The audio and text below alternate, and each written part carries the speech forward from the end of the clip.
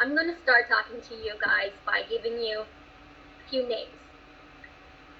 Amy, Whitney, Corey, Keith, Michael, Philip, Anthony, and Robin. Now these names might seem inconsequential, they're random, such to be, but I assure you all of these names hold a common theme to my message that I have today, a message that is very dear to my heart, and I will start by reading you an excerpt from a woman who was 28 years old back in 2018. She wrote this when she had been married for 4 years, had 2 little boys, and was pregnant with a third. And with that being said, I'm going to read some of her thoughts. I have an addiction. I've finally called it an addiction because I know it is, because I've told myself over and over that I'm going to stop, and yet it happens again. I hate to admit that I'm writing that I have no control because it feels like I am choosing to not have control, but it is not that simple. I now see that it is all-consuming. It affects everything. It's turning more impulsive, frantic, and I feel panicked, and it feels worse every time. And I cannot imagine a world where fear does not hold me captive. Its grip is getting stronger, and I try to break free. I want to read another list of names to you, and perhaps you might recognize some of them now. Amy, last name Winehouse. Whitney, last name Houston. Corey, last name Monteith. Michael, last name Jackson. Philip, last name Seymour Hoffman. Anthony, last name Bourdain. Robin, last name Williams. Surely you recognize these names now. The woman who read that journal article, the woman who wrote that journal article, her name is Jenny. Last name McCombs. My name is Jenny McCombs. I wrote that when I was 28 years old. By that time, I'd been suffering from the grips of addiction and bulimia for 3 years. I'd willed my body down to 108 pounds. My body had been depleted of estrogen, progesterone, testosterone, among a countless list of hormones that rendered me, at 24 years old, completely unable to get off the couch, take care of my kids. I was wasting away, and my body reflected that of a premenopausal, postmenopausal woman in her 70s, is what my doctor had told me at that time.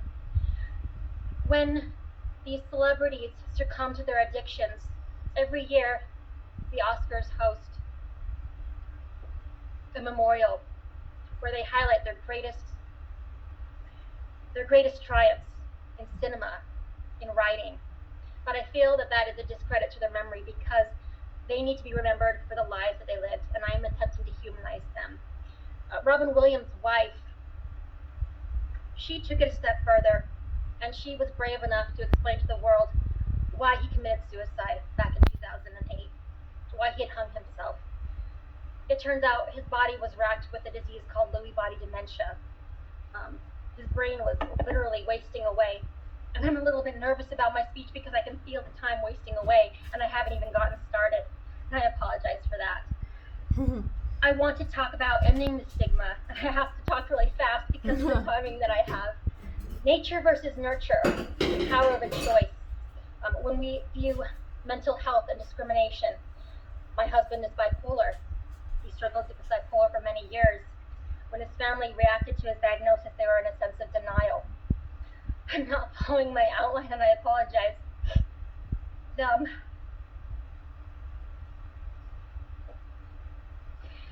When I got a DUI last year in 2018, I was on a sleep aid. I've been addicted to sleep aids. And my husband had... I'm not going to make the time quota, I'm sorry. He had admitted to his family that he was an unfit parent because of his bipolar disorder. I've gotten my DUI, so I was automatically deemed incompetent, and my children were taken away from me, and they went to live with their grandparents. And I'm not gonna make the time. I'm sorry. When I had gotten my DUI on my sleep aid, I was given a prison sentence, and I was put on a blow and go. And I'm sorry, I'm not gonna make the time frame, Ashley.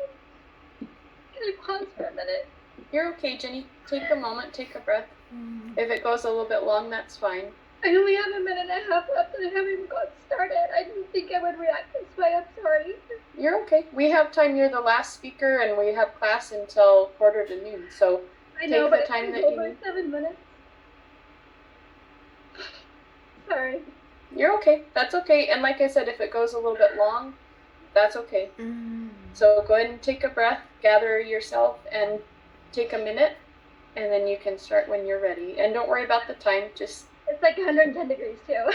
yeah, that doesn't help either. I get it. So go ahead and take a breath. And like I said, don't worry about the time. Just get through your content. Okay. Okay. I guess I just got emotional when I heard the first speaker talk about addiction and referencing a friend. I wanted to bring, I am a drug addict, and I'm not strung out on the street. I have 6 children. I'm a nursing student. I'm a soon-to-be divorcee. I have 2 jobs. And I am an addict.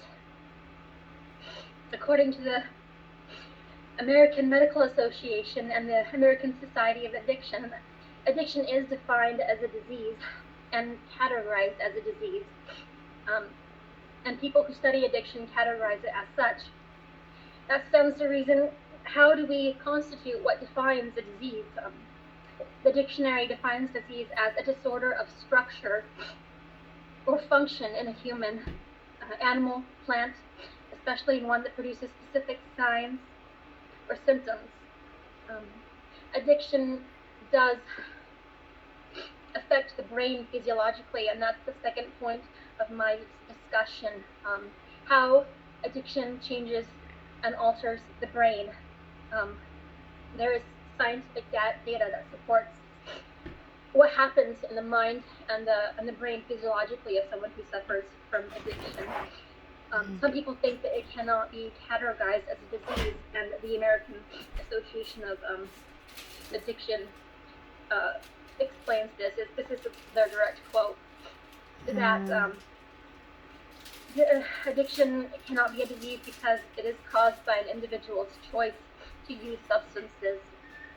While the first use or the early stages of addiction may be the person's choice, the longer the person is susceptible to that addiction, most experts believe that a person loses control of their behavior. The same with heart disease, because it physically alters your brain. There are specific regions of the brain that control memory, impulsiveness, and those, I have the name of that, but my flashcard blew away at my fan. It's way over there across the room. The point in being is that when it comes to the physiology of addiction, we do lose control, and we punish ourselves because of that lack of control. The effect that it has is it is not constituted as a disease. My husband, when he was manic with his bipolar disorder, a part of him knew that he needed help, and he couldn't get that help, so he stole our neighbor's truck. The key was in the ignition, and he stole our neighbor's truck when he was manic, and he drove. I live in Colville in Washington State. He drove from Colville to Deer Park, which is about 12 miles to Spokane. He was caught, and he was what we define as in a mentally altered state. His charges, he spent a couple days in prison in the facility in Spokane. He ultimately had his charges dropped because of a mental illness. It was a mental illness that he had. He wasn't an addict, and the charges were dropped. When I got my DUI, I lost my children for 2 years. I had achieved sobriety the day after the DUI, I had lost contact and ability and exposure to all of those drugs, but it was irrelevant because I was an addict. And I'm not following my model at all and my outline. My third point, and I didn't really do a very fluent transition, but my third point is discrimination that people who suffer from addiction face in the workforce. My husband had struggled to get employment because of his bipolar disorder, and ironically, when he spent some time at Eastern State during a manic phase, it qualified him to work as a peer counselor at a counseling facility because of the relatability that he had. Ultimately, that was short-lived because he had too many medical leaves because of his bipolar disorder when he went manic, and he was ultimately fired. When I got my nursing assistant license, I worked at the crisis house with mental behavioral health, and I too was fired when I had a bout of a panic attack of acute anxiety, which rendered me helpless to remember my login name, which was Jay McCombs, and I was fired. When I sought to gain employment as a nurse's aide again here in Colville, my husband's cousin was the director of a nursing home here in Colville, and I tried several times to get employment. I was turned down every time because of my addictive background. That changed all of a sudden when COVID struck and they needed nurses' aides. And he sat down with me and he said, he didn't mean to say this, but he alluded unconsciously the fact that he had heard through the family that I had made progress, and he changed his mind and he wanted to hire me. Naturally, I was grateful, but the thought came to me in the back of my mind, why was I ineligible for hire when this man, who was my cousin essentially, changed his mind and decided to hire me? I have no idea how long I'm being. My timer paused just like it did with Mako, I think.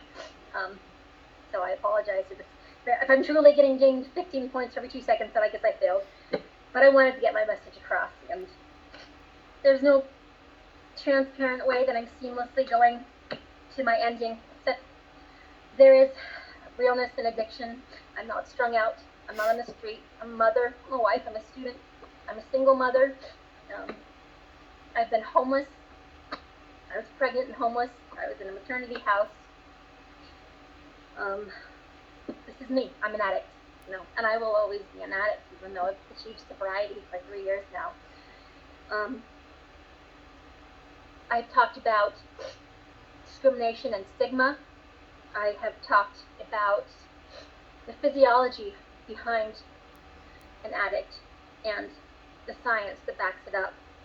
And I've also talked about how discrimination in the workforce still exists for people like me who want to provide for their children, who do the best they can, who've achieved sobriety and are still punished for it.